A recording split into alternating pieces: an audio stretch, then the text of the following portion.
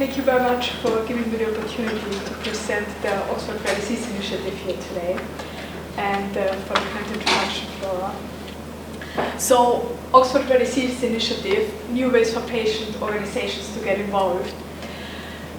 I'm just going to give a short introduction about the Rare Disease Initiative, what we are doing in rare diseases in Oxford in terms of research, but just a really high-level overview, and how we are trying to get to work closer with external stakeholders, including patient and patient organizations. The advantage we have in Oxford is we have two powerhouses working together when it comes to rare diseases. On one hand, we have the University of Oxford, with which is divided over 3 different campuses in Oxford, the John Radcliffe one, Old Road and South Parks Road. We have about 2,500 researchers, senior researchers working in medical sciences. The University of Oxford is now for the 5th year one of the highest ranking medical schools internationally, and we have the highest clinical medicine income from all universities in the UK. What that means is we have a very strong researcher base. We have everything in terms of support that we need really to make an impact when it comes to medical research and especially rare diseases. Together with the Oxford University Hospital Trust, and I'm not going to go through all those different points, but the important one when we are talking about research and developing new therapies is that we have a large staff which supports patient care but also research, and we run about 600 clinical trials at any given point. So a couple of years ago, we noticed that we are getting more and more requests from industry, but also from funders, patient organizations, about Oxford rare diseases, what is happening there and what could be done. So we did a review at the university and asked researchers to really nominate themselves if they're working with rare diseases. And we were really blown away by the feedback we received, because it turned out that we have more than 250 researchers who work on rare diseases. So we didn't just take their word for it. They also had to submit a little bit more than just nominate themselves. So we asked them, what are you working on? Where are you in your research? What are the resources you could provide to a research program in terms of essays, models, and so on. So, and it turned out that those 250 researchers work on over 400 different rare diseases.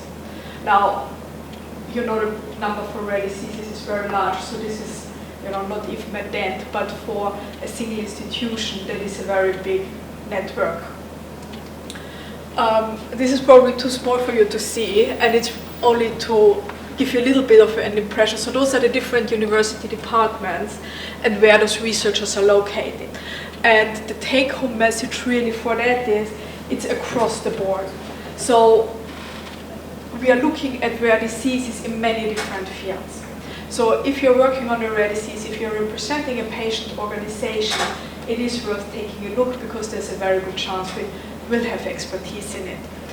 And this is just to show again, we really have 260 senior PIs, and those are just the students and postdocs we have in the network, which is a very small number, but that represents how the network was set up. So we are now setting up a separate one for training for students and postdocs. So this will be, the graph will look the other way for that one there.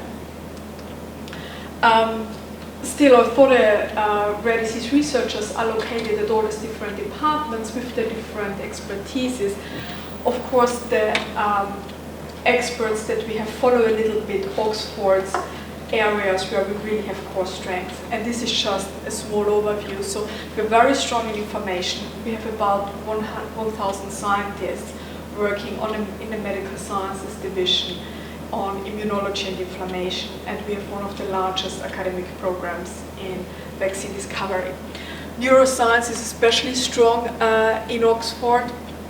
Oxford Parkinson's Disease Center, where we have 900 patients and pioneering research, and we have several outstanding research units, Parkinson's, stroke, and especially the Oxford Center for Functional Magnetic Resonance Imaging of the Brain, which works across different disease areas. Cardiovascular research, the same thing. We are one of the British Heart Foundation Centers of Excellence. We have a very strong cardiac MRI program, and we have a very large clinical trials unit. The same is true for cancer. Oxford, together with funders and charities, puts in a lot of money into cancer because it is a very important area for us where we have a lot of expertise and can make a difference. We are home to the only UK-based Ludwig Institute, which provides funding for research. So the reason why I'm showing you all this is there is stuff going on in those areas, but especially the rare disease research can tap in all of those infrastructure that is already there and that has been established. We work very closely with many partners, and this also makes a big difference when you have a very well-established research program. So this is about 1/10 of the collaborators we have in the UK. Flora mentioned that I worked for GMAC before, which is actually a consortium of six leading UK universities, which I'm going to make sure I don't forget one, otherwise I get in trouble, which is UCL, Imperial, King's, Queen Mary, Cambridge and Oxford. And they work very closely together, especially in rare diseases, and signed a few years ago an agreement with Pfizer to work in rare diseases. So Pfizer is sponsoring research either at one of those partners or across several partners, really to drive new therapy development in rare diseases. I'm going to be talking about some of the examples, what we are doing as part of the collaboration in a minute. This again about 1/10 of our European collaborators, and those are about 1/10 of our North American partners. What it means is whatever expertise we need, we have a network to get it in. Everybody likes to pretend they know how to do everything. To be honest, nobody does, so collaboration is very important. So the Rare Disease Initiative, once we knew that we have so many researchers and it's really such a strong research effort within Oxford, so we need to do something about that, to really drive that forward and make sure it gets the chance to have a real strong impact when it comes to developing new therapies. So the university put the Oxford Rare Disease Initiative in place, and the real aim of it is to bring together stakeholders. Stakeholders in rare diseases to advance the development of new therapies for patients. And when we say stakeholders, we mean researchers, patients and patient organizations, industry and funders. We are having a working group which leads the initiative, and is what we wanted to make sure there is that we bring really researchers and clinicians together that bring different expertises around the table. So for example, Kay Davis is a very successful rare disease researcher, Duchenne muscular dystrophy. She's also one of the leading members of the Wellcome Trust.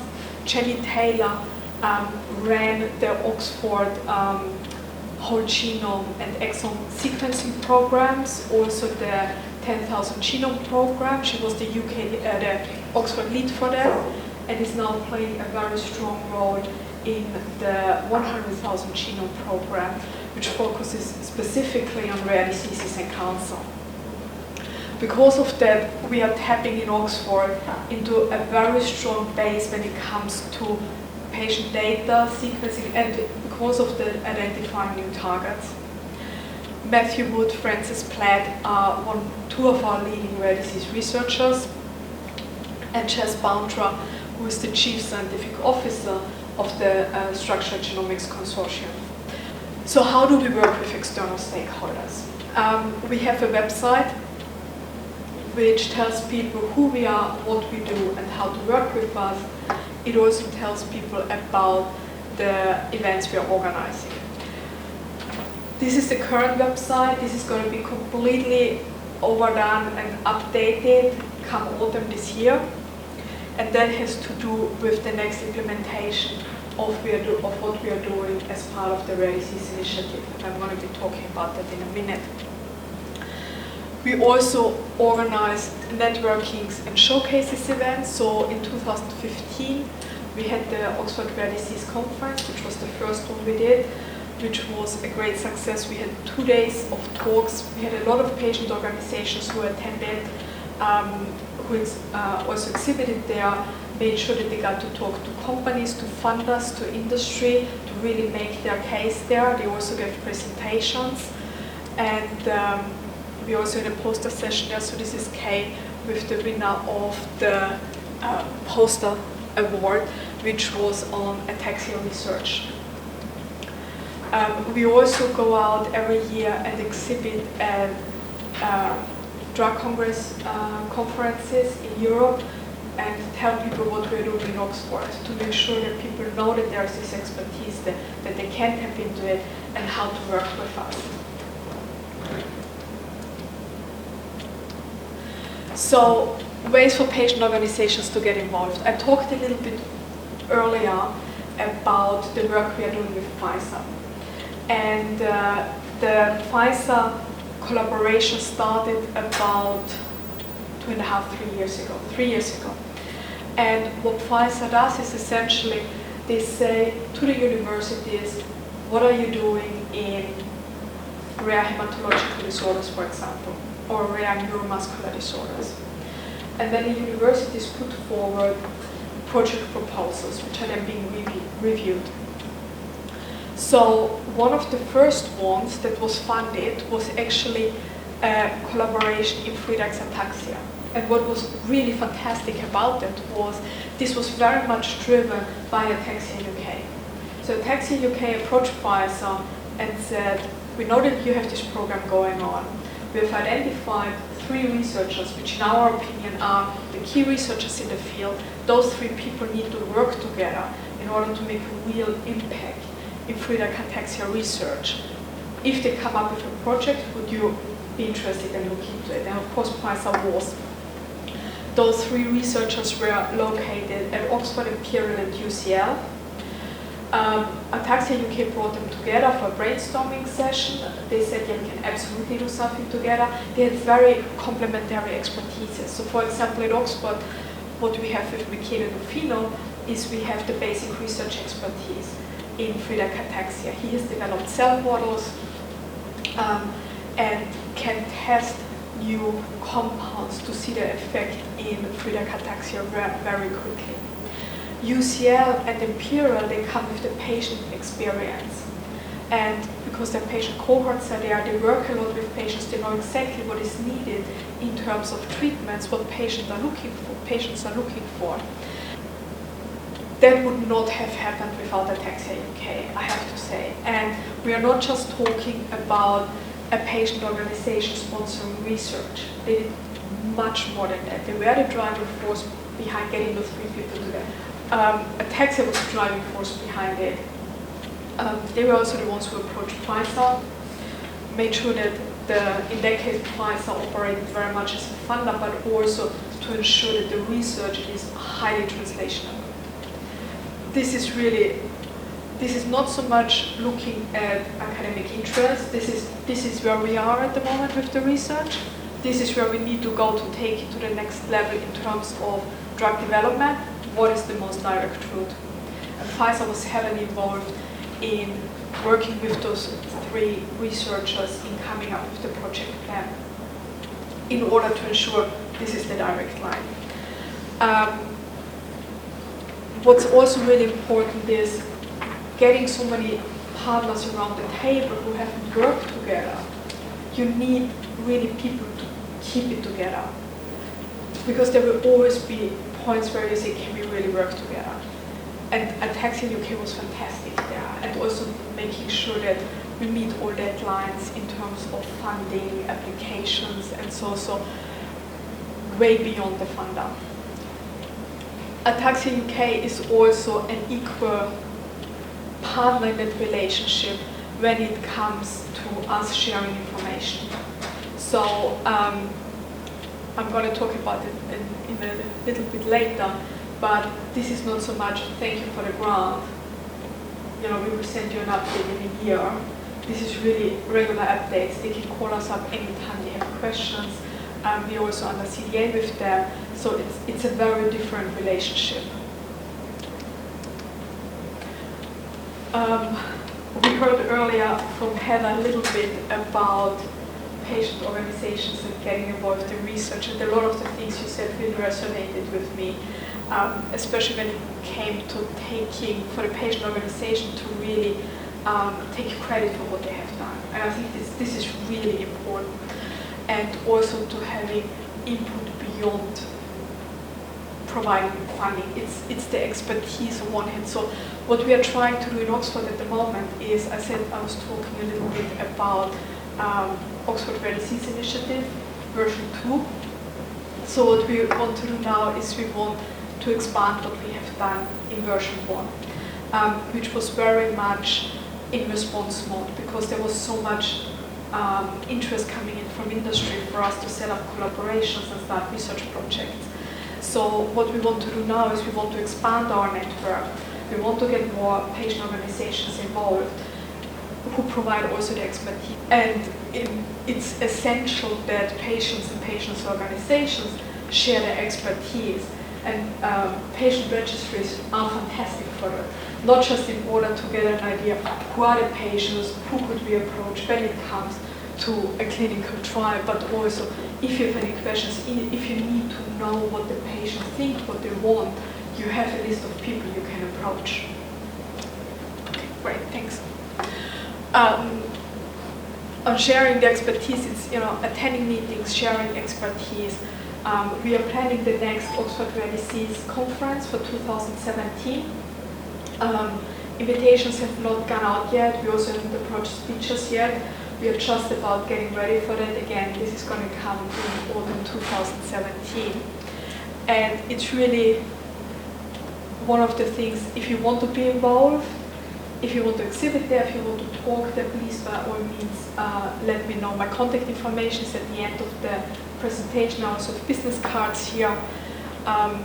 Also liaise with research, liaising with the research facilitator for industry and patient organizations. This is a very new role.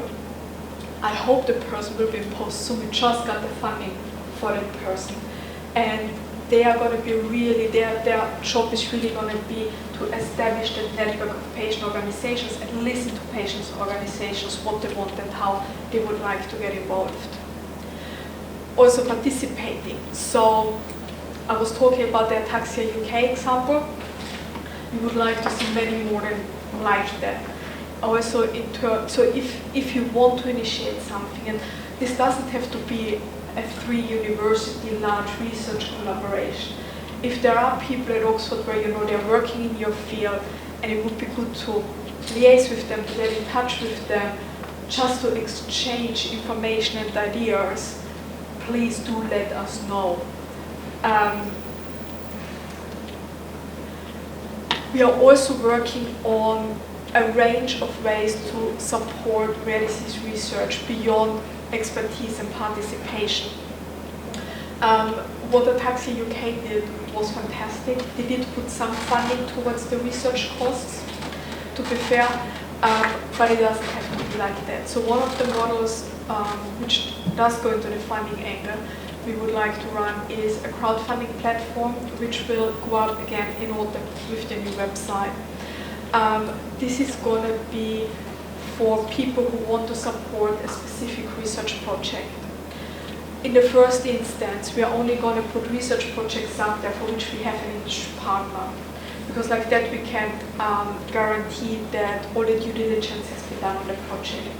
It's really translational, and people can support it as they wish.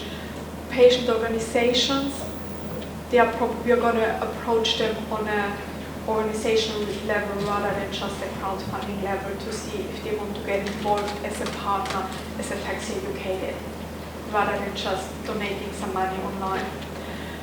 In either way, people who fund or contributing to funding the research, they will be treated as equal partners with regular updates of where the research is.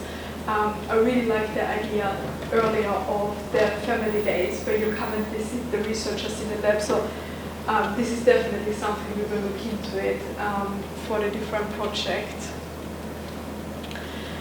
And then also, again, participating in meetings with researchers. We have them to a certain degree, but they are out of the lab. So you see reports, but you don't really see what's happening in the lab.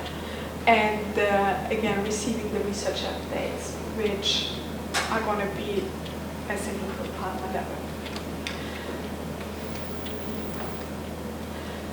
What is most important for us is we are at the moment we are setting this up, which means at the moment it's still at the level where we can shape it easily. So if there is something where you say, I would like this to happen, this would be great for us to do, this would be a way you would like to get involved, but nobody is offering this opportunity at the moment, please do let me know. It's really, we are trying to tailor this so that it really works for patients and patient organizations who want to know more about the research that the university is doing in a disease area they are interested in, and also to make it in a way that they say, this is easy for us to get involved, to contribute, to help in any form. So we are really building that for patients and patient organizations. And we can only do that when we really know what you want. So please do not hesitate to contact me. That was it. Any questions?